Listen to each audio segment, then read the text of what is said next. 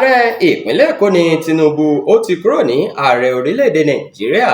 Tanko, ọ̀kan lára àwọn ọmọlẹ́yìn alága àpapọ̀ àná fún ẹgbẹ́ òṣèlú All Progressives Congress lórílẹ̀-èdè yìí, Saliu Tanko Yakase, ti sọ pé ọ̀rọ̀ èmi lọ́kàn ti di èkó lọ́kàn báyìí pẹ̀lú bí ìjọba ààrẹ Bọ́lá Tinubu ṣe gbajúmọ̀ ìdàgbàsókè ìpínlẹ̀ èkó nìkan tí kò sì bójú wo àwọn ìpínlẹ̀ tó kù.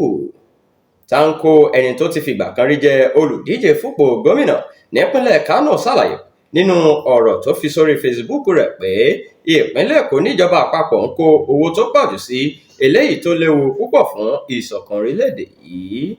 Ó sọ síwájú pé àwọn àkànṣe iṣẹ́ tíjọba àpapọ̀ ń ṣe tí owó wọn sì pọ̀jù ló jẹ́ pé Èkó ni wọ́n wà. Lára wọn ni iṣẹ́ Lagos-Calabar Coastal Highway, 7th Axis Road, University of Lagos Power Project. Tanko ṣàlàyé pé Renewed Hope City Initiative tún jẹ́ ara ọ̀nà tíjọba àpapọ̀ tún fi kó òbítíbitì owó lọ sí Èkó, tí iná ìdàgbàsókè sì ń jó àjórẹ̀yìn ní àwọn ìpínlẹ̀ yòókù. Ó ní ẹni tó bá jẹ ààrẹ gbọ́dọ̀ mọ̀ pé gbogbo ìpínlẹ̀ lòun jẹ ààrẹ lé lórí, kì í ṣe fún àwọn kan.